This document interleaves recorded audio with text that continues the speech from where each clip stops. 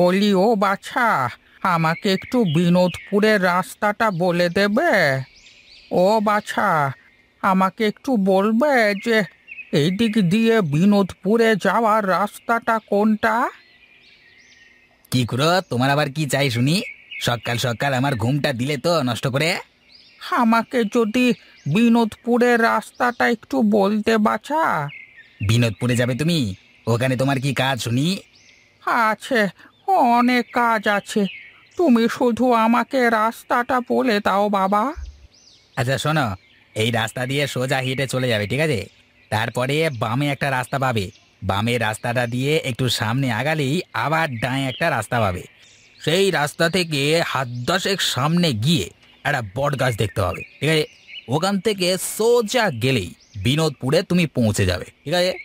তোমাকে যে কি বললে ধন্যবাদ জানাই। এখন তাহলে আমি চলি, হ্যাঁ? বিনোদপুর থেকে মানুষ বাইরে যায়, কিন্তু এ বেটা তো বাইরে থেকে বিনোদপুরে যাচ্ছে। না না, বিষয়টা তো সুবিধার লাগছে না। এক্ষুনি যাই, কর্তামশাইকে জানাতে হয়তো ব্যাপারটা।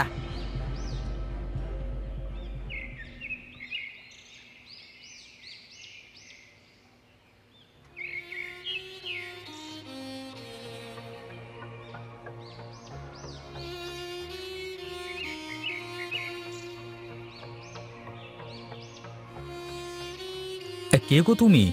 আগে তো তোমাকে এ গায়ে কখনো দেখিনি। আমি এক অসহায় মানুষ বাবা।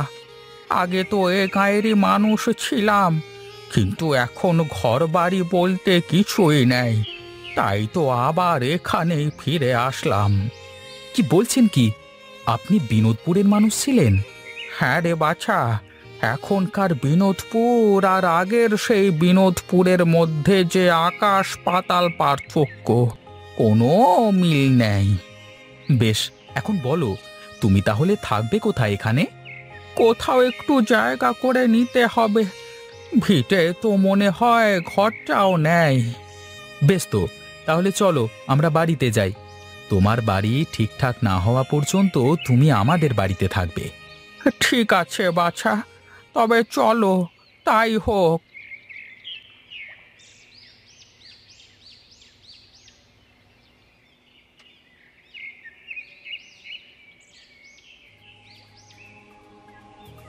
কিরে, তোকে এমন দেখাচ্ছে কেন? কি হয়েছে? এক কথা, কথা সর্বনাশ হয়ে গেছে কথা। আহা, কি সর্বনাশটা হলো বল না আগে। কে কার সর্বনাশটা করলো শুনি। কথা, এই প্রথমবার গায়ে কোনো বাইরের মানুষকে ঢুকতে দেখলাম, তাও আবার কিনা অনেক বয়স। আচ্ছা, লোকটার নাম কি? কোথা থেকে এসেছে কিছু জানিস তুই? না কথা, আমার কাছে শুনলো যে বিনোদপুরের রাস্তা কোনটা, তারপর তো সোজা গায়ে ঢুকে পড়লো, আর আমি দৌড়ে আপনাকে বলতে আসলাম। শোন ফটিক, যে করি হোক এই লোকের খোঁজ বের করতে হবে।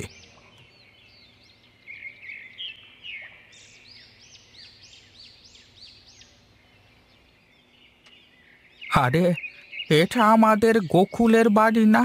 দেখে তো তাই মনে হচ্ছে। ও পাশে তো দেখি সেই তেঁতুল গাছটাও আছে। কে আপনি? আর কার নাম নিলেন মুখে? গোকুল? হ্যাঁ, গোকুল হলো আমার ছোটবেলাকার বন্ধু। ওর ছেলে পরশ তো এ বাড়িতেই থাকতো, তাই না?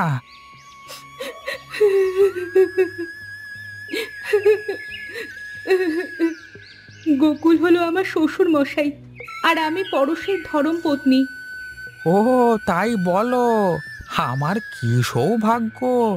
এতদিন পরে গায়ে ফিরে এসে তোমাদের দেখবো, তা তো বিশ্বাসই করতে পারছি না। আমি আসতে চাইনি রে মা, কিন্তু কি করব বল। এ গায়ে জন্ম নিয়েছি, আর এই গায়ে মৃত্যু না হলে যে মরেও শান্তি পাবো না। কিন্তু এখানে থাকলে তো এমনিতেই মারা যেতে হবে।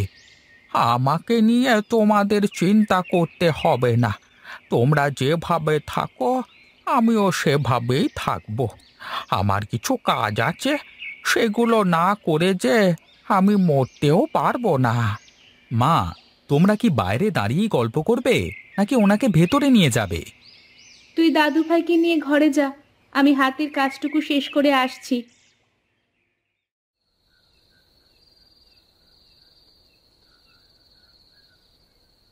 সত্যি করে বলছিস তো ওই লোকটা গায়ের ভেতরই ঢুকেছে? কথা, এই ফটিক কখনো মিথ্যে কথা বলে না, সেটা আপনি খুব ভালো করেই জানেন। আর আপনার কাছে তো মিথ্যে কথা বলতেই পারি না আমি। এতটা পথ হেঁটে আসলাম, কই কোথাও তো চোখে পড়লো না। আর তাছাড়া গায়ের মানুষের এত সাহস নেই যে বাইরের কাউকে আশ্রয় দেবে। আমার মনে হয় কথা কোথাও হয়তো লুকিয়ে আছে, তা না হয় চলে গেছে। না না, তা কি করে হয়? তুই তো বললি বেচারা বৃদ্ধ, তাহলে এত তাড়াতাড়ি কোথায় চলে যাবে? ভালো করে খুঁজতে হবে। আমার বুড়োটাকে চাই চাই।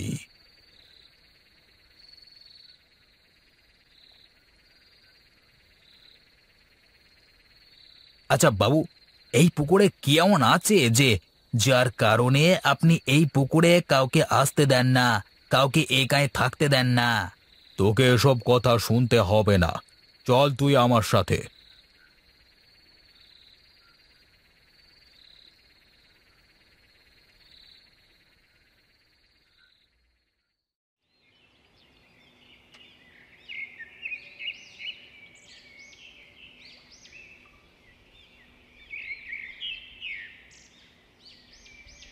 কি ব্যাপার, তুমি আমাকে এখানে নিয়ে আসলে কেন? তুমি জানো এই পুকুরটা কার? না তো, তুমি বলো দেখি পুকুরটা কার? প্রতাপবাবুর পুকুর এটা। অভিশপ্ত এই পুকুরের জন্যই তো গাঁয়ের এই অবস্থা। এই পুকুর অভিশপ্ত পুকুর না, আর এটা প্রতাপের পুকুরও না। তাহলে কি বলো তুমি এসব?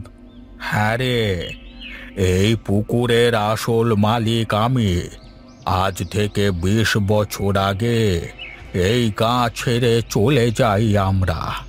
কিন্তু কেন? আর এই পুকুর যদি তোমাদের হয়, তাহলে তুমি কেমন করে পারলে এই পুরো গাঁয়ের মানুষগুলোকে শেষ করে দিতে? সে এক লম্বা কাহিনী, চল আমি তোকে বাড়ি যেয়ে সব বলবো। ও আচ্ছা, তাহলে এই ব্যাপার।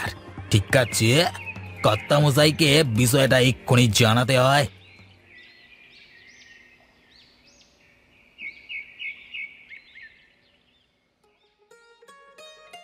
জানিস, আমাদের গায়ে আগে কোনো কিছুর কমতি ছিল না। গোলা ভরা ধান, মাঠ ভরা ফসল, গোয়াল ভরা গরু, পুকুর ভর্তি মাছ, গায়ের আবাল বৃদ্ধ বনিতা সবাই এক উৎসবে মেতে থাকতো সব সময়।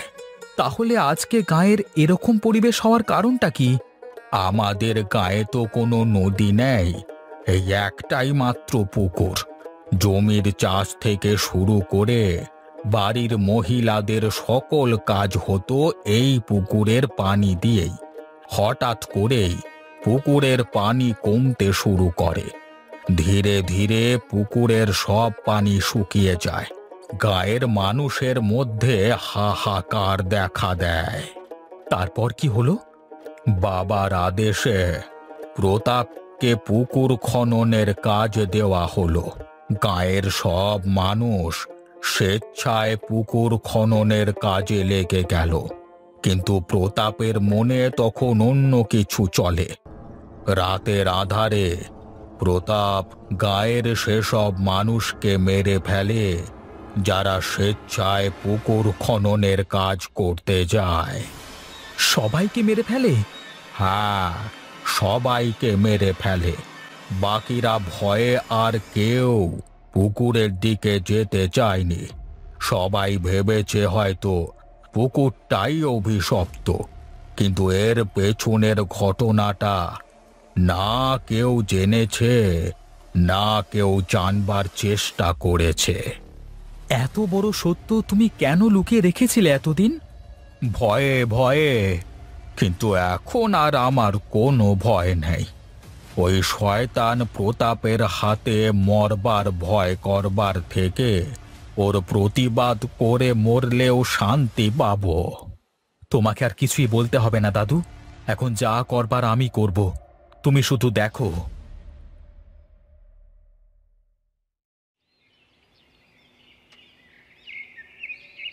কর্তা কর্তা পেয়ে গেছি, ওই বুড়োর খোঁজটা পেয়ে গেছি। কি বলছিস রে? কোথায় পেলি?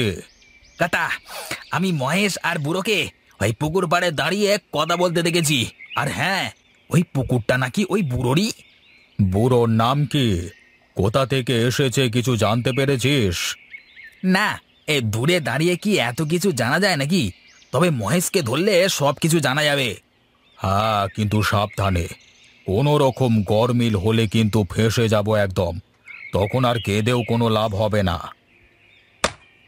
তুমি কোনো চিন্তা করো না দাদু, সব ঠিক হয়ে যাবে। তুমি যদি আরও কিছুদিন আগে আসতে, তাহলে হয়তো এতদিন গাঁয়ের সব লোক আবার গাঁয়ে ফিরে আসতো। আমি এতদিন আসবার সাহস পাইনি রে দাদু ভাই, কিন্তু এখন আমার আর কোনো ভয় নেই।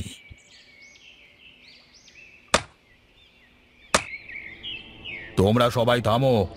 তোমরা কি জানো না, এই অভিশপ্ত পুকুর খনন করলে তোমরা কেউ বাঁচবে না? কে বলেছে এটা অভিশপ্ত পুকুর?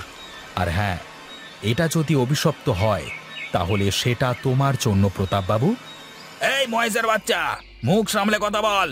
বড়দের সাথে কি করে কথা বলতে হয় তুই ভুলে গেছিস? আমি ভুলিনি দাদা, তুমি ভুলে গেছো। তুমি বোধহয় জানো না, তোমার বাবা এই পুকুর খনন করতে গিয়ে মরেনি, তাকে মারা হয়েছে। কি বলছিস? কি বলছিস তুই এসব? বিশ্বাস করিস না ওর কথা ফটিক, ও মিথ্যে বলছে। আমি মিথ্যে বললেও উনি তো আর মিথ্যে বলবেন না। তুমি বলো দাদু। এই প্রতাপই টাকার লোভে গাঁয়ের মানুষদের মেরে পুকুরটাকে অভিশপ্ত করে গাঁয়ের সব মানুষকে এখান থেকে তাড়িয়েছে। আর হ্যাঁ, তোমার বাবাকেও এই প্রতাপই মেরেছে। শুধু তাই নয়, গাঁয়ের ওই সব মানুষকে নিজের হাতে খুন করেছে এই প্রতাপ।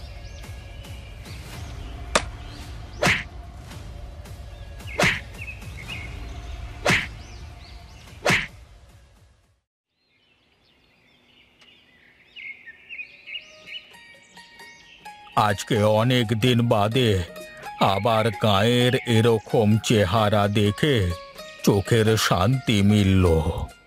আমাদের গ্রামটা আবার আগের মতো হয়ে যাবে দাদু। আবার গাঁয়ের মানুষের গোলা ভরা ধান হবে, গোয়াল ভরা গরু হবে, পুকুর ভরা মাছ হবে। হ্যাঁ রে মহেশ, এখন তো তাহলে পুকুরে মাছ দিতে হবে। এত বড় পুকুরে সে তো অনেক মাছ দরকার। কিচ্ছু চিন্তা করো না দাদা, আমি সব ব্যবস্থা করে ফেলেছি। এক্ষুনি মাছ চলে আসবে। ওই তো মাছ চলে এসেছে। এবার চলো আমরা সবাই মিলে পুকুরে মাছ ছাড়ি।